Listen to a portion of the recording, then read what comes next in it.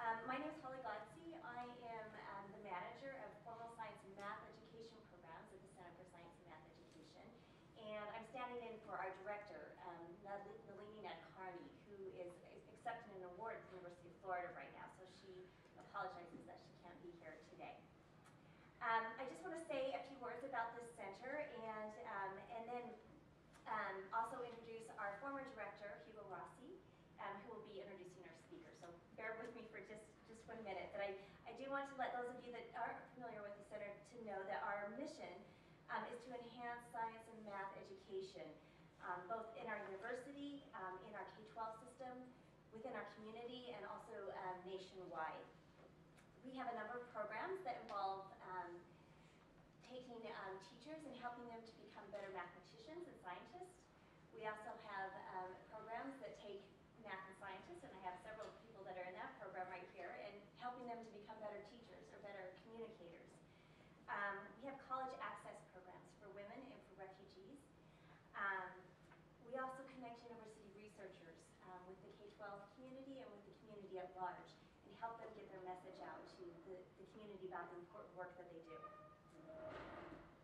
So this lecture series is part of our efforts to bring innovative research and thinking about how we can improve education in the math and sciences. And we've identified some really amazing people nationwide to bring in here to get this community thinking about these things. As of today, we would like to announce that this lecture series from here forward will be known as the Hugo Rossi Lecture Series. Named in honor of one of our most energetic and productive colleagues and associates. Who would that be? the surly gentleman over here in the corner. Hugo Rossi, yes. So I just want to say a few words about Hugo. Hugo's a professor emeritus of math, and he's the former director of the Center for Science and Math Education. He was actually the first director of the center, and he's truly been a visionary in that capacity. Hugo began his career in math almost 50 years ago, and he's had an incredible impact on the Department of Math. He's always fostered a greater vision for not only his department, but also for the College of Science and for the university as a whole. He served as dean for the College of Science twice. He asked me not to mention his 2 Nobel Prizes. He started the successful access program that supports women coming into the sciences. He's been absolutely instrumental in building the science and math education programs at the Center for Science and Math Education. We have a Master's of Science for Secondary School Teachers program that helps teachers that are already actively teaching get higher level content knowledge. We also have a program called From Math for America, Utah, which encourages people that have strong math backgrounds into becoming teachers and supports them through that whole process. He also has been involved in a program to recruit math and science teachers from the non-affiliation. Hugo's even working directly with K-12 students. In fact, I think this semester he's actually teaching a math course to some high school students at the Salt Lake Center for Science Education, and in hopes that these students will be interested in going into either math or math teaching. He works tirelessly with the legislature and builds bridges everywhere he goes within his efforts to bring the importance of science and math education to the forefront of the university and the community. So we're truly honored to have Hugo as a colleague and a friend, and he will now introduce our speaker for today's Hugo Rossi Lecture Series.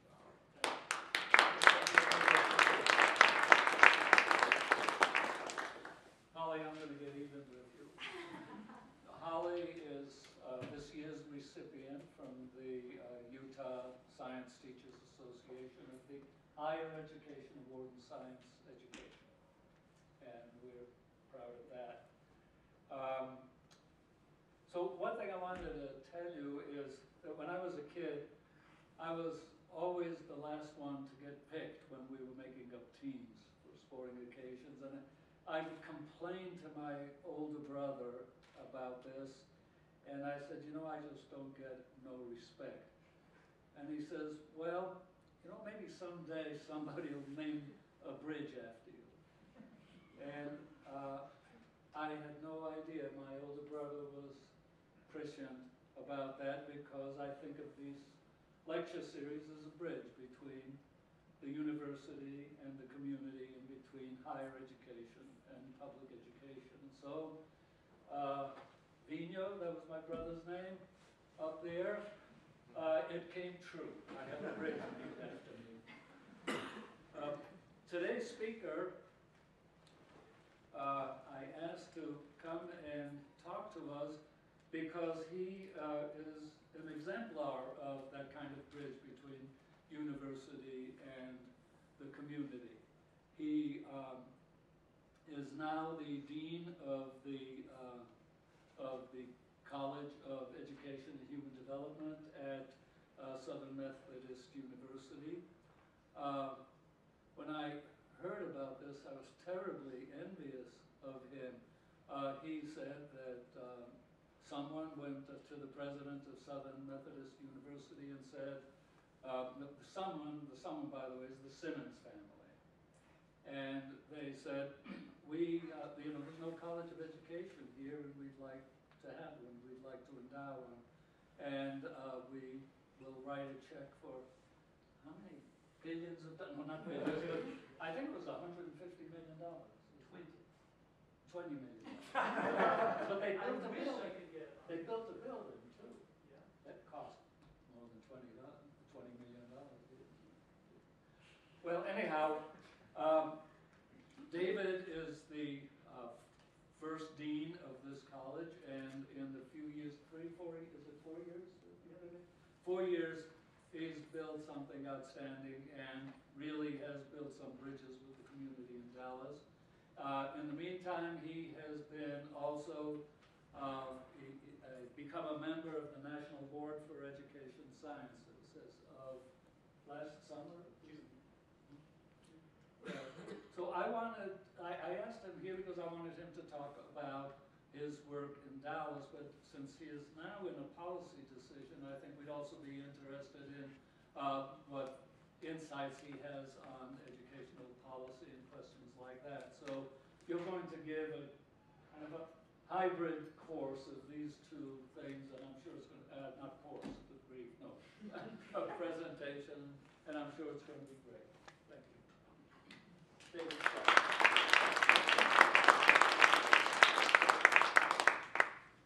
just get my slides back up here.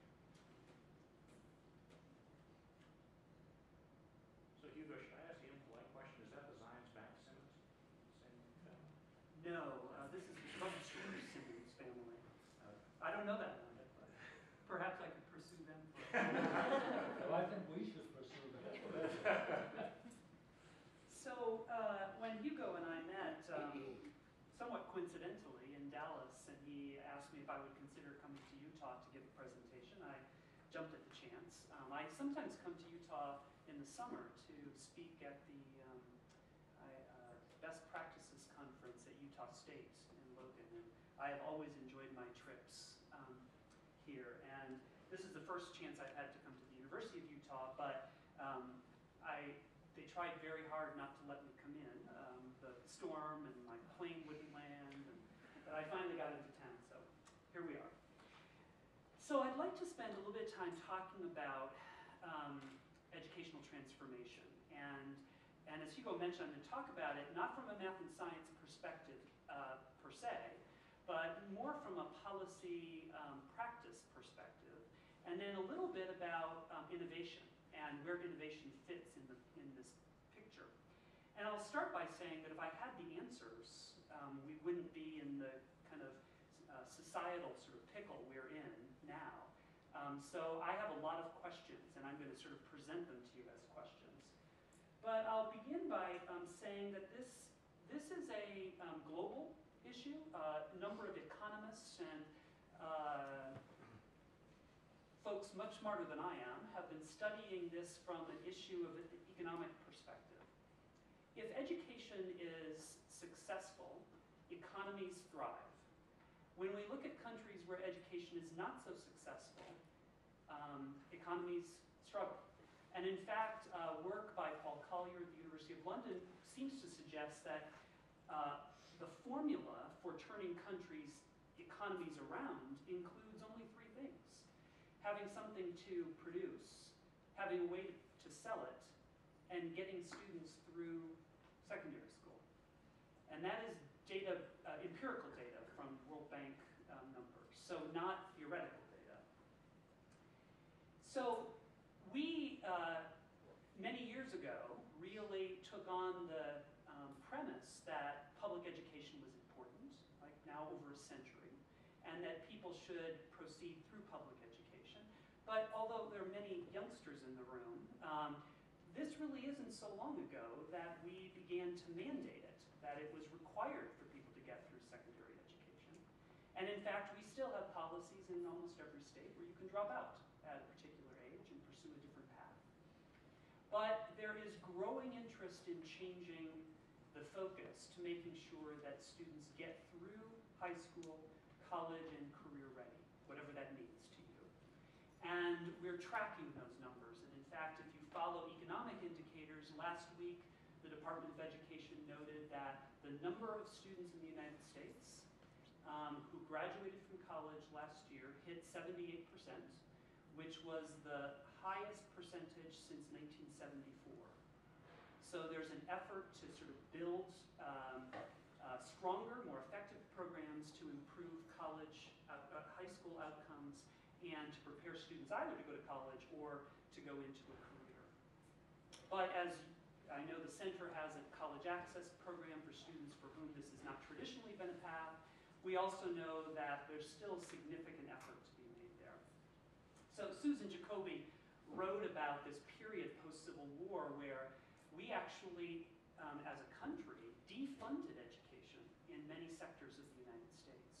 So while we can prepare teachers, we can do great things at a classroom level, I'm now becoming increasingly aware of the importance of policy and of getting policymakers to understand what we're trying to accomplish, why it's important, and why funding for public education, for example, is so absolutely critical to our success. Now let me shift for a minute and talk about the topic of evidence base. So last year, a gentleman named David Sackett, who was a clinical epidemiologist, a name that he coined, a term he coined, a professor at McMaster University in Ontario, received a prestigious award from the Ontario government for being one of the very first pioneers, I guess that's sort of a redundant term, first pioneer, but he was a pioneer in the development of evidence-based practices in medicine. And up until the 1960s, the field of medicine was largely driven by expert advice, meaning that if you had a pathology of some sort, you sought expert opinion, and the experts weighed in on how to improve the situation. Sometimes it worked, and sometimes it didn't. And he noted that George Washington was killed by expert advice because he was bled to death. And he noted that more Americans were killed during the period of the Vietnam War due to the wrong heart medicine being used, recommended by experts, than were killed by the Viet Cong in Vietnam. So he noted this because he's trying to draw some parallels between professions, that we have come a long way in the area of evidence-based medicine. We now depend a whole lot more on evidence of the right practices. But in education, we still base most of our decisions on tradition and on expert advice.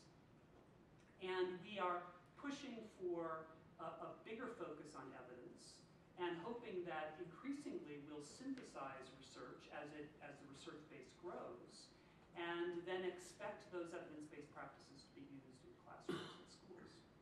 So that's the idea, a science of pedagogy.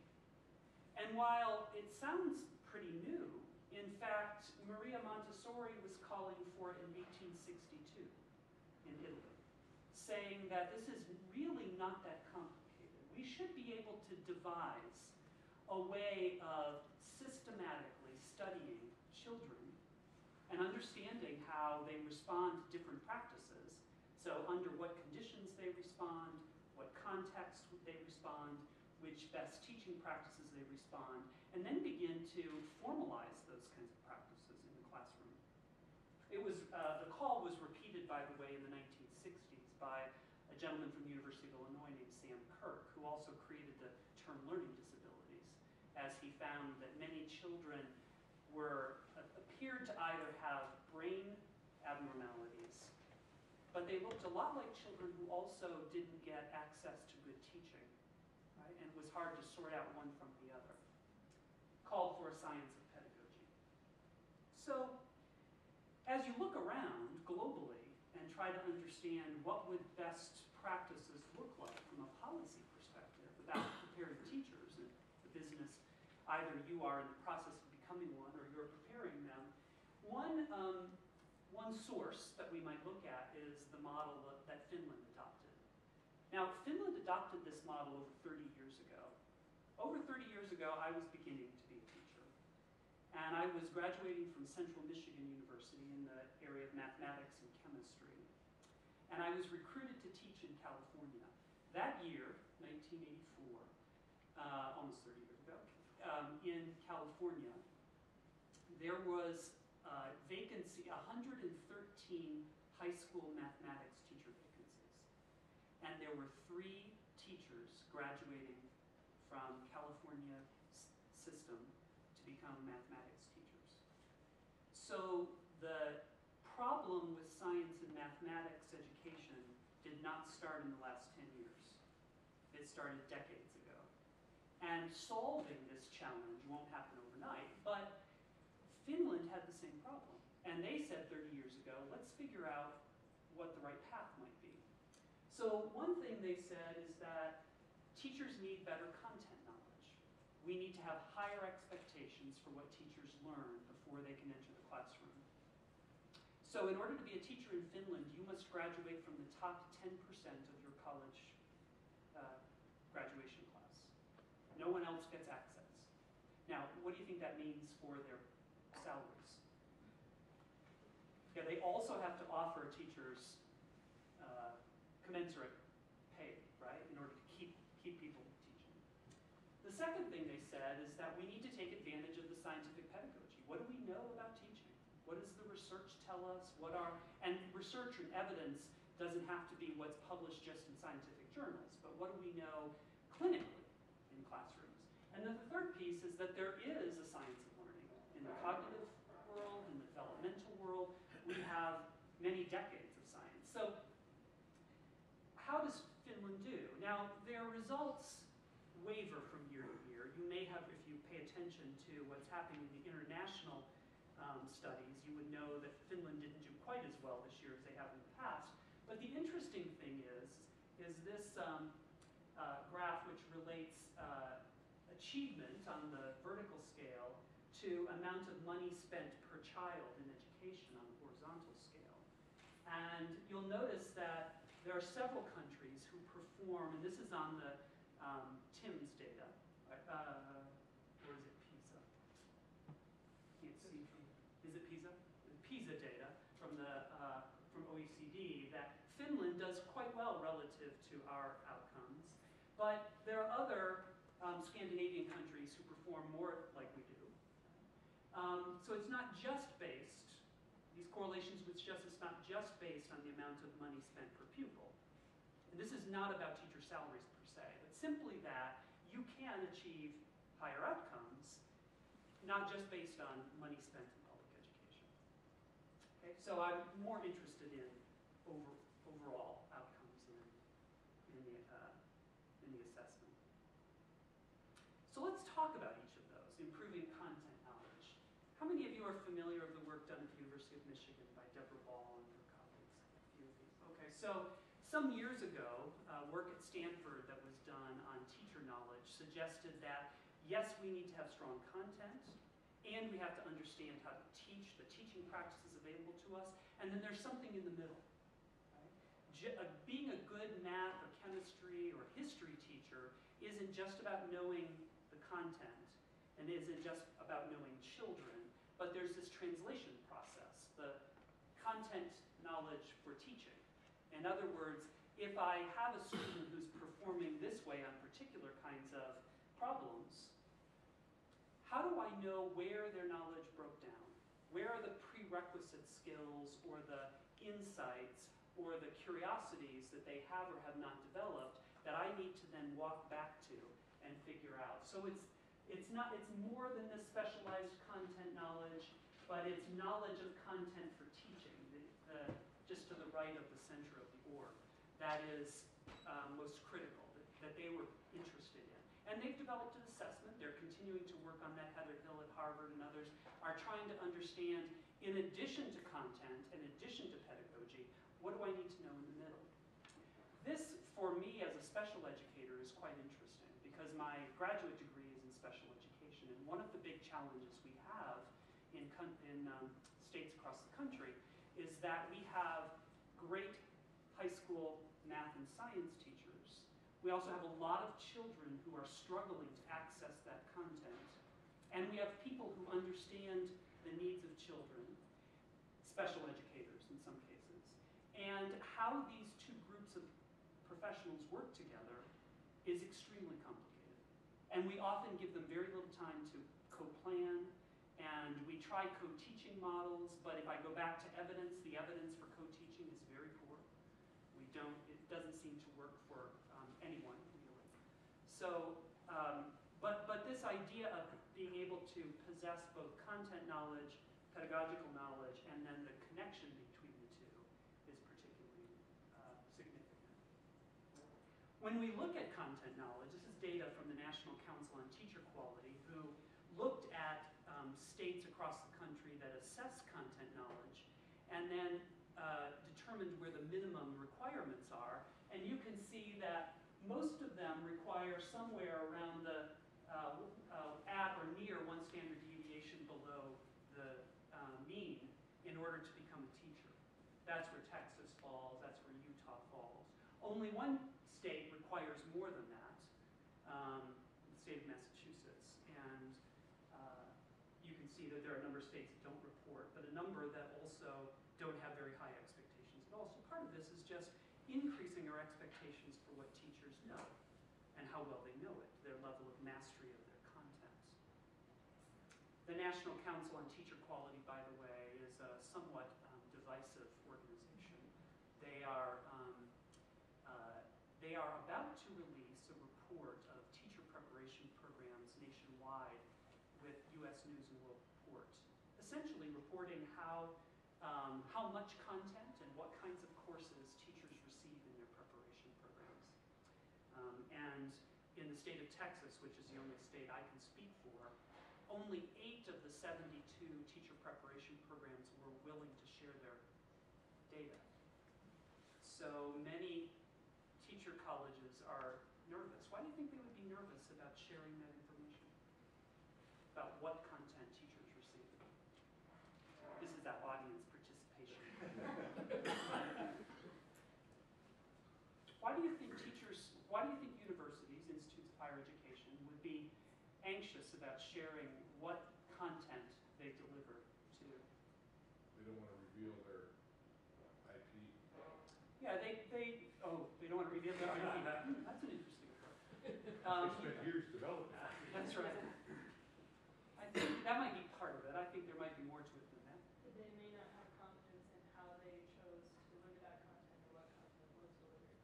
Right, so if the standards are made clear to you, and you know what your content is, and the variance between the two might not be respectable, perhaps, that's the concern, I think. So we sort of have a foreshadowing of where this is going to go, because 3 years ago, the same organization published a report on the state of Texas and showed that only 4 higher ed institutions in the state performed at or above expectation. Of the 72 who received state funding and prepared teachers to teach in public schools, 4 met the standard. So this is part of the anxiety. Yes? Is this K through 12 or is this high school, secondary, where you're specifically? This is secondary specific. Oh, sorry, no, elementary content licensure. So. And the scores These you're are talking on content knowledge tests built by specifically the on math and sciences, or? This is, I think, this one in particular is for mathematics. So these would be elementary school teachers qualifying to license, and they're performing at significantly less than the average of all people taking the test. Or, correct, average expectation. So, That can't be, I mean, because the average is the test, they're just allowing people at very low ends to be licensed. Correct. Still, that doesn't mean all the teachers No, are no, no, no, no. licensed at their no, average no, low the end. minimum requirement That's a good to point. receive the certification is low, however. But we are, for my state in particular, this is, I can't extrapolate to Utah, but we regularly have about 40,000 classrooms without certified teachers. So even with minimal qualifications across the state of Texas, we still have deep teacher shortages annually. So in my work in the National Board of Educator certification, the idea is to build, through the Institute for Education Science, greater understanding of what evidence does exist across pedagogy and content knowledge understanding. And so, how many of you are familiar with the What Works Clearinghouse? So the What Works Clearinghouse is run out of Carnegie Mellon University in Pittsburgh, and it is taxpayer funded. It's sort of like the FDA, if you will, of educational practices, principles, and tools. And they produce these kinds of documents where they take all of the evidence, any study that has ever been done, either at a school district level, a classroom level, single subject design, experimental design, quasi-experimental design, and they run those studies through a series of filters to get those that are of the greatest quality, and then they summarize the findings from those. So in essence, trying to build and summarize the evidence base in various areas in which there is sufficient evidence to have an evidence base. So, for example, developing effective fraction instruction for kindergarten through 8th grade, where we have probably about, I believe this one was based on about 68 studies that were of sufficient rigor in order to be considered for the IES review. And there have been others done in writing as well as early reading. But you'll notice that these topics seem to be rather isolated and not necessarily connected, and certainly not necessarily suggestive of what might be done at a particular time or a particular day or a particular time of the school year or in particular types of children. So this is evidence that this is a fairly naive field. It's the research and funding for research and education remains relatively minimal. How minimal? Let me give you a sense of that. This is the President's 2011 budget done in an area model. You can find these at the New York Times website. No surprise, Social Security, Medicare, agriculture. This up here, this big box is the Department of Defense. Here's education here. The largest amount of education is for student loans to higher education, by the way. This little green box right here is research and development in education. So it represents about $171 million. It's not nothing. It's not trivial by any means, but it's not, at the same time, probably proportional to our need for knowledge about how best to teach children. So we're trying to build an evidence base, but not, can't do it quickly when we don't have evidence to summarize.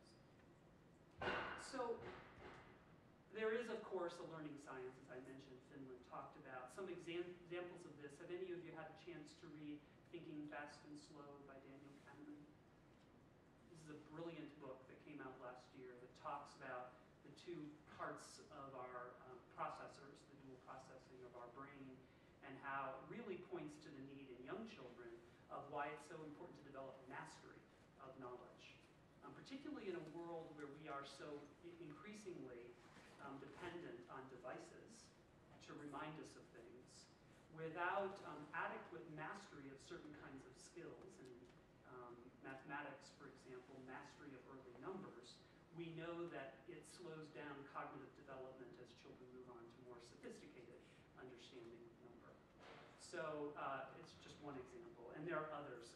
Those of you who work in I know there are several teachers in the room, but over the past 15 or 20 years, we've convinced ourselves as a society that there's such a thing as attention deficit disorder. I bet some of you even believe you have it. We believe, and there's some emerging evidence, Courtney Stevens and Helen Neville, a cognitive scientist at the University of Oregon, a number of us have been doing studies with young children, 4- and 5-year-olds, that demonstrate that we can actually teach attention. That if we can recognize early children struggle with attention, we can teach it rather than medicate it. And we've actually shown significant changes in brain development with young children by teaching attention through a number of practices related to their language and their ability to physically pay attention to the situation. So there's a learning science emerging. Not where we'd like it to be, but certainly shows promise. Let me stop there and suggest that the idea of evidence-based practices is in itself an innovation in education, because we've not done this for a very long time. Charter schools are an innovation.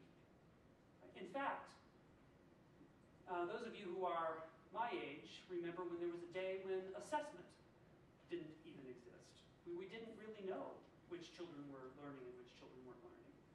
So although we bemoan the fact that we probably over-assess in schools, not too far back in history, we didn't assess very much at all. So we didn't know where schools were performing well and where they were performing poorly. So all of these things, in a sense, are innovation. I think the Center for Science and Math Education is an innovation. Bringing people from second careers into teaching technical knowledge like chemistry and mathematics is an innovation. All of which needs careful evaluation and study. Or we will continue to pursue tradition rather than evidence, which I think leads us, in some cases, down a garden path that isn't very beneficial. Questions? Before I skip to another innovation, which I've spent quite a bit of time on in the last couple of years.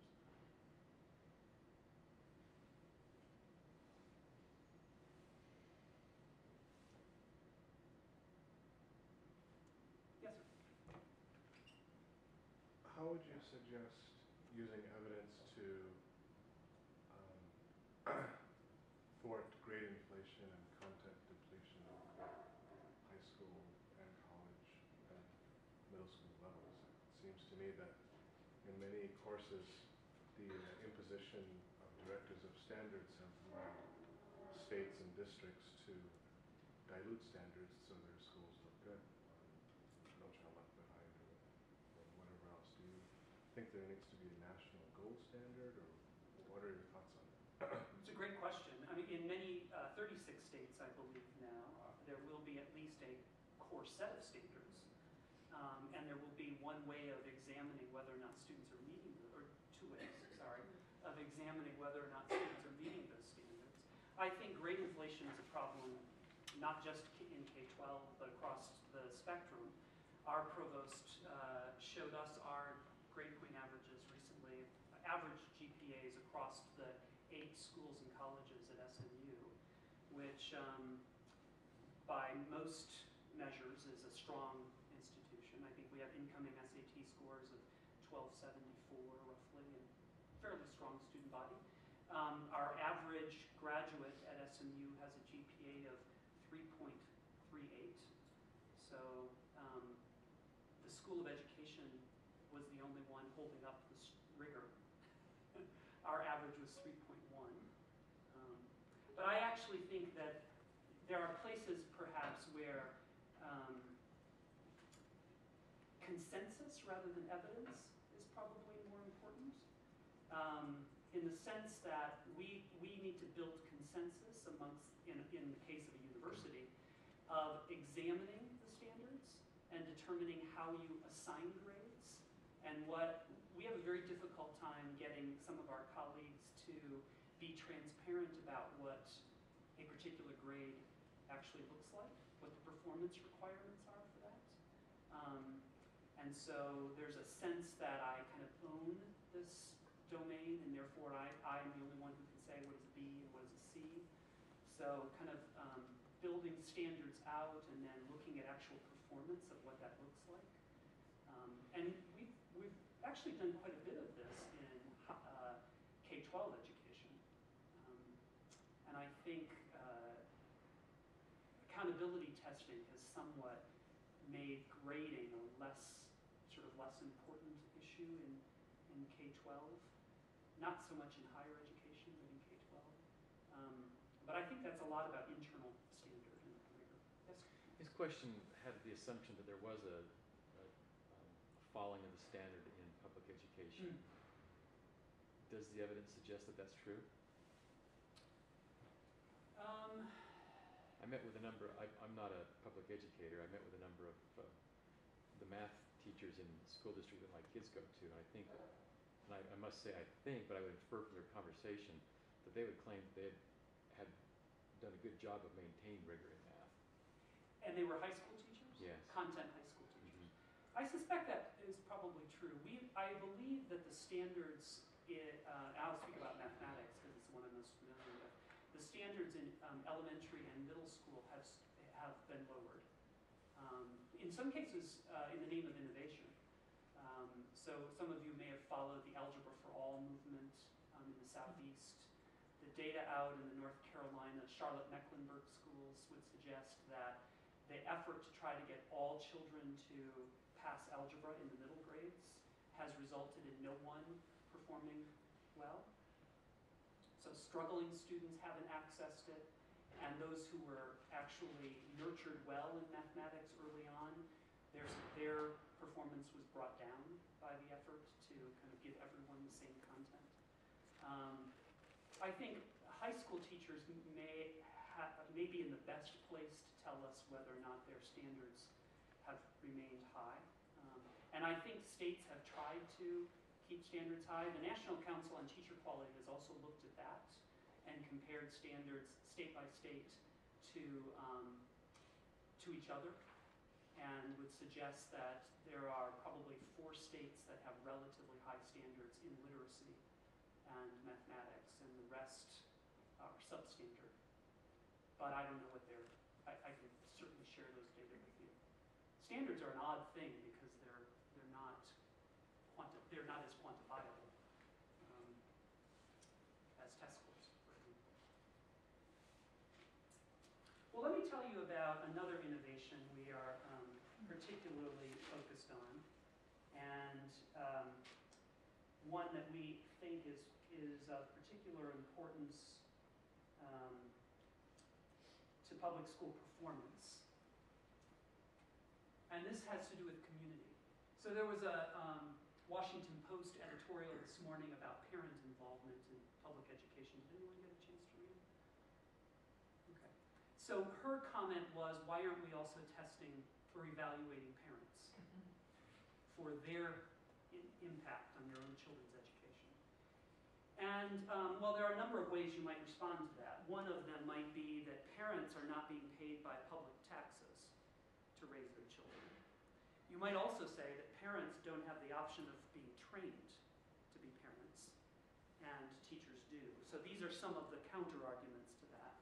But what we've tried to say is, what if we were working in a community where family structures and family incomes were such that children didn't get a lot of support from home? What could be done that might improve the impact of the community on school performance to help teachers to do better with their children? And so we launched something called the Center on Communities in Education. And we're in the midst of trying to understand a number of things related to a fairly complex and sophisticated community partnership that I want to explain to you. I have a little trouble with these slides. They want to advance by themselves. But part of our mission at SMU is to prepare individuals to contribute to their communities. So we have this lovely award-winning campus, but we're surrounded by the 7th largest metropolitan area in the United States, much of which is doesn't even have access to the internet. Some streets in Dallas are not paved, do not have adequate sewage, and we're trying to say to the university, what role should we play in trying to change the outcomes for these communities? This is another view of kind of our position as a university overlooking the city of Dallas. So we're interested in a couple of things. We want to know if we were, as a school of education, if we were to engage in the community in a way that we haven't seen many other schools of education do, in using our knowledge